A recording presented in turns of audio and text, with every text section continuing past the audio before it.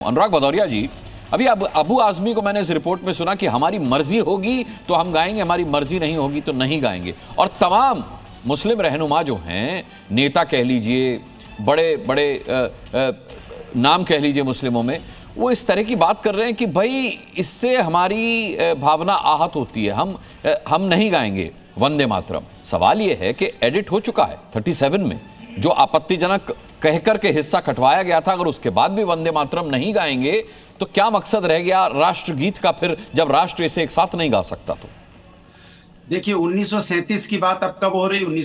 2025 में। अब आप जानते हो क्यों हो रही है? क्योंकि इनके पास बिहार के चुनाव में 20 साल का हिसाब नहीं है। क्योंकि 20 साल में जो जंगल राज चला उसका हिसाब नहीं दे पा रहे, तो 1937 में चले गए। अब जहां तक सवाल अबू आजमी जी का, मैं सुन रहा था, पूरे बाइट चलाइए, वो साफ साफ कह रहे इस देश का चाहे हिंदू हो चाहे मुस्लिम हो, उन्होंने बोला सरहद पे मरने के लिए तैयार हैं। हाँ। देश के संविधान और कानून को मानने वाले लोग हैं।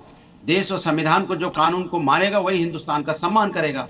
आज जो हिंदुस्तान का संविधान और कानून के खिलाफ काम करेगा, कानूनी कार्रवाई उसके ऊपर होगी और होनी भी चाहिए।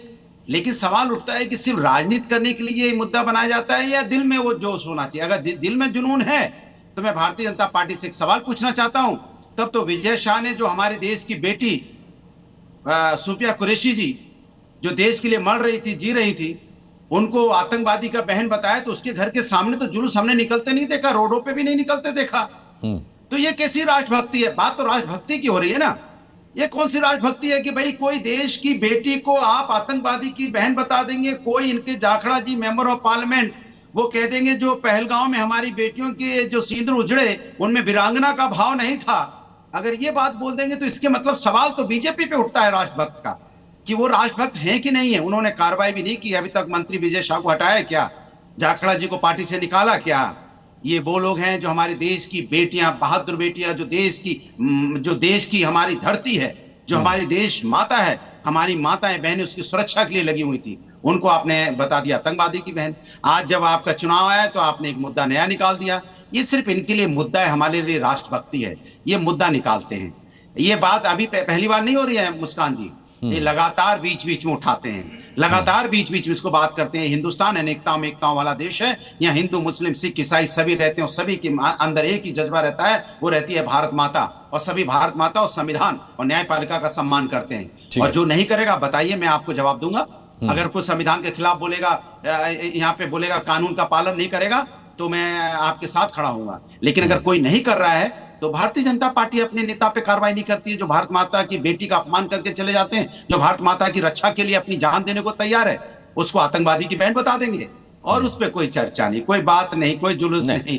उस पे बहुत चर्चा की थी, इस मंच से बहुत चर्चा की गई अनुराग भदौरिया, और आप भी कई चर्चाओं में उसमें शामिल रहे। बहरहाल आपके सवालों का जवाब मैं के शर्मा जी से ले लेता हूं। के शर्मा जी, भाई अनुराग भदौरिया की बात अगर समझी जाए तो देश के लिए मरने को तो तैयार हैं, देश को मां मानते हैं, लेकिन वंदे मातरम नहीं कहेंगे, वो मर्जी का सौदा है।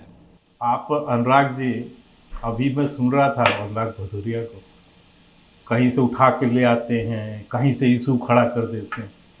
ये तो बेहोश लोग हैं, इन्हें तो पता ही नहीं है कि 150 वर्ष पूरे हो रहे हैं वंदे मातरम। 150 वर्ष पूरे हो रहे हैं, उसके उपलक्ष्य में बता दिया साहब, मतलब वंदे मातरम के 150 वर्ष ही पूरे हो रहे हैं। आपको लग रहा है कहीं से उठा के ले आया, क्योंकि आपको देश के किसी चीज से कोई लेना देना नहीं है, केवल और केवल अंधा विरोध। अंधा विरोध। अभी दुनिया भर का उदाहरण देके कहा कि ये नहीं किया, ये नहीं किया, तो हम वंदे मातरम क्यों गाएं? अब इनका तो लॉजिक ये है, हम 150 वर्ष जो है वंदे मातरम के गीत के मना रहे हैं। और ये माननीय प्रधानमंत्री जी ने, ये कोई ना भाजपा का कार्यक्रम है, ये सरकार का कार्यक्रम है। कांग्रेस और अखिलेश यादव और समाजवादी पार्टी का हश्र क्या है? 26 जनवरी का विरोध करेंगे। इनके नेता 26 जनवरी के कार्यक्रम में नहीं जाएंगे। इनके नेता अरे 15 अगस्त के कार्यक्रम में नहीं का विरोध जाएंगे। किया, झूठ अब भाई बोल सुन लो भाई, बीच ये में क्यों सब बोलता झूठ बोलना, है, क्यों चिल्ला रहा है फालतू बिहार पे के बकवास की तरह। अच्छा, अनुराग आराम जी से। इनको बंद नहीं कराइए। नहीं, के शर्मा जी आप बहुत अच्छा बोल रहे हैं, ये सब उसी बातें उसी मत बोलिए उसी भाई। उसी रास्ते पर ये रहिए। लॉजिक बातें बस- मत कीजिए भाई। ये इस सब आदमी को नहीं बंद नहीं, कराइए, उसको ये बोलने बदतमीज दीजिए, कहाँ से फिर आता है? आप फिर आप काउंटर करिएगा। अनुराग भदौरिया टोकिए मत, वो धैर्य के साथ सुना उन्होंने। बात है, ठीक नहीं। आपने कहा 37 का जिक्र अब क्यों आया, उसका माकूल जवाब भी दिया है कि 150 साल पूरे हो रहे वंदे मातरम के, इसलिए जिक्र आया। अब सूफिया कुरैशी जी पे भी बोल दें। हाँ हाँ, देखिए सोफिया कुरैशी पे मैं कम से कम 5-6 डिबेट कर चुका हूँ, कम से कम 5-6 डिबेट कर चुका हूँ। सभी लोग बोलते हैं आज जिस कॉन्टेक्स्ट में है उसी कॉन्टेक्स्ट में रहते हैं। ठीक है, ठीक है, अनुराग जी, भारत माता के नाम ठीक पे है। राजनीति करना अनुराग नहीं नहीं, मुस्कान भारत जी, माता मुझे के नाम बोलने पर जान दीजिए। देने को तैयार है, लेकिन भारत माता की जय नहीं बोलेंगे, ये थोड़ा सा मुझे इलॉजिकल लगता है सर। मुझे खुद इलॉजिकल लगता है ये, नहीं, मुझे ये- इलॉजिकल लगता है कि भारत ये- माता पर जान देने को तैयार है, लेकिन भारत माता की जय नहीं बोलेंगे। ये इसी तरह ये की गलत। ये ऊट ठीक है। पटांग बातें करते हुए तो बोलना भी चाहिए। ये समय को बर्बाद करेगा, इसके अलावा कुछ नहीं करेगा, और इसीलिए इसको डिबेट से बाहर किया जाता है, इसको भगा दिया जाता है डिबेट से इसी लेकर। अब मुझे अपनी बात पूरी करने दीजिए, मैं अनुराग जी बात कर रहा हूँ जी। अब मैं ये कह रहा हूँ कि आपका विरोध किस बात पर? आप अनुराग जी, 26 अनुराग जी, मैं निवेदन आप- कर रहा हूँ, आप शांत रहिए, शांत रहिए, अपनी बारी पे बोलिएगा। अनुराग जी, आप 26 जनवरी का विरोध करते हैं, 26 जनवरी सरकारी कार्यक्रम में आप पार्टिसिपेट नहीं करते।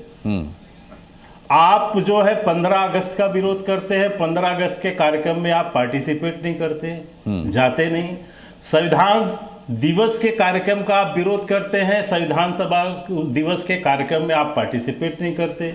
आप सरदार पटेल के कार्यक्रम के जब 150 जयंती मन रही होती है तब भी आप विरोध करते हैं, आप उसके कार्यक्रम में पार्टिसिपेट नहीं करते। सब सरकार के कार्यक्रम है सर, ये किसी पार्टी विशेष के कार्यक्रम नहीं है। पार्टी मना रही है अलग चीज है, क्योंकि पार्टी मानती है उस बात को। आपका विरोध मोदी जी का विरोध करते करते देश का विरोध करना, जिस वंदे मातरम गीत को अशफाक उल्लाह खां से लेके शहीद भगत सिंह तक हंसते हंसते वंदे मातरम कहते कहते फांसी को जिन्होंने चूम लिया, आप उस गीत का विरोध करने लगते हैं इस बात के लिए क्योंकि आपको मोदी का विरोध करना। आपका राजनीतिक दिवालियापन का स्तर ये है, इसलिए आप बिहार से जोड़ रहे हैं। मुझे नहीं समझ आता कि ये बिहार से जुड़ा हुआ विषय, ये देश से जुड़ा हुआ, देश की राष्ट्र ठीक है। किसको अच्छा कर्म माने और किसको बुरा कर्म माने। धर्म किसके लिए है, अगर ये पकड़ लिया तो धर्म क्या है ये अपने आप साफ हो जाएगा। क्या आप भी सहमत हैं कि कर्म ही धर्म है? ये परंपराएं, ये रस्मों रिवाज, इनका धर्म से दूर दूर तक कोई लेना देना नहीं है। आचार्य जी, ये इतना अंतर्द्वंद क्यों?